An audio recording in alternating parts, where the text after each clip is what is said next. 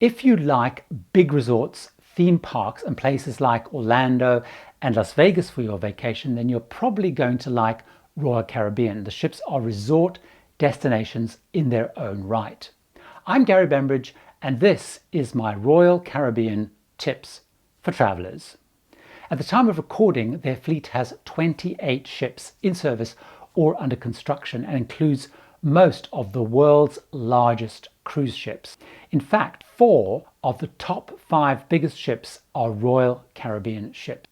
They have ships ranging from the older Radiance class, like Radiance of the Seas, carrying, certainly in their terms, a cozy 2,100 guests, up to the Quantum Ultra class that can carry 6,680 guests, like the Symphony of the Seas. Now, over recent years, their focus has been ruthlessly on bigger is better. They pack their ships with resort-like attractions, grand features, extravagant entertainment. Of course, the bigger the ship, the more of these you'll actually find on board. Now, many of the ships are so vast that they have a huge open-air atrium running through the middle of the ship. In here, they have a park called Central Park with thousands of plants and trees. So cabins face into this area. So on these ships, you can have cabins that face out to the sea or cabins that focus inwards into this area. The 5 most notable resort features that I think you need to know about on Royal Caribbean are, firstly, they serve up spectacular entertainment shows. In the main theatre, you can see big tailor-made production shows with large casts, acrobatics and big effects such as Flight, which tells the history of Flight, as the name would suggest. You'll also find full-length and well-known Broadway and West End shows, which include Hairspray, Cats, and Chicago. Secondly, they have a large ice rink which hosts dramatic ice shows featuring kind of ace skaters. Many of those are Olympians. These are family-friendly, and they're kind of along the lines of the Disney on Ice type ice spectaculars. Thirdly, on the largest ships is the remarkable Aqua Theatre, where divers and acrobats perform absolutely heart-stopping shows, including performing massive dives from on high into the pool below. Fourthly, they have incredible water parks and slides. Now, of course, many cruise lines have water parks these days, but Royal Caribbean focus on having things like the tallest slides at sea. This is called the Ultimate Abyss, and it's 10 decks high. One of the best known and popular Royal Caribbean water activities is the flow ride. This is where you can try and ride waves on a surfboard. Now, I discovered I definitely could not do that despite many tries. They also have, by the way, large pools, as you would expect on large ships. Now, fifthly, on some of the Quantum class ships, they have the fantastic North Star. This is a glass enclosed bubble. It's attached to a vast long crane arm, and it takes passengers 300 feet above the ocean. It's pretty spectacular. Now, these attractions and entertainment events are mostly included within your fare. As you would expect from any resort, there's a big range of bars and dining venues with lots of specialty dining options. Now, these do have additional charges. They range from about $35 to $50 per person. Now, the number varies slightly based on the ship, but there can be up to 20 of these on board. They include things like Izumi, which is sushi wonderland. It's kind of an experiential dining.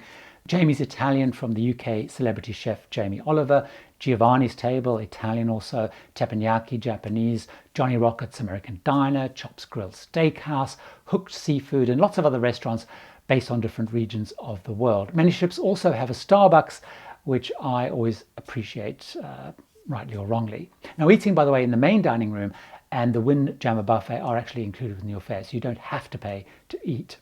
Royal Caribbean is a mainstream cruise line catering for people that love a resort type vacation, and you can, as with resorts on land, travel with them at a vast range of prices.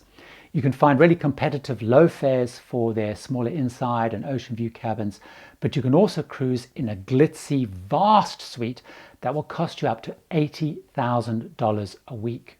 On board, it's informal, it's relaxed. There's no strict dress code at all. They do have casual, smart casual, and even formal nights, but these are definitely more suggested than enforced. They say overall you can dress casual with jeans, polos, and blouses for their restaurants in the evening, but they do encourage people to dress up more, but it's really very much up to you.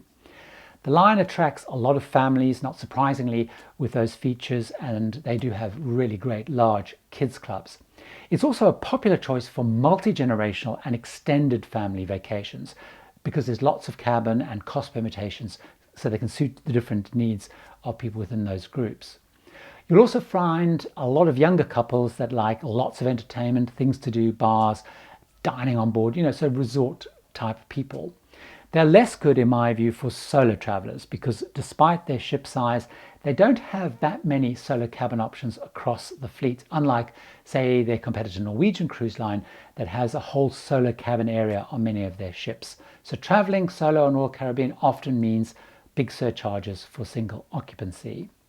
Now, as I've already mentioned, there is a huge range of cabins on their ships, from inside, ocean view, balcony, and suites of varying types.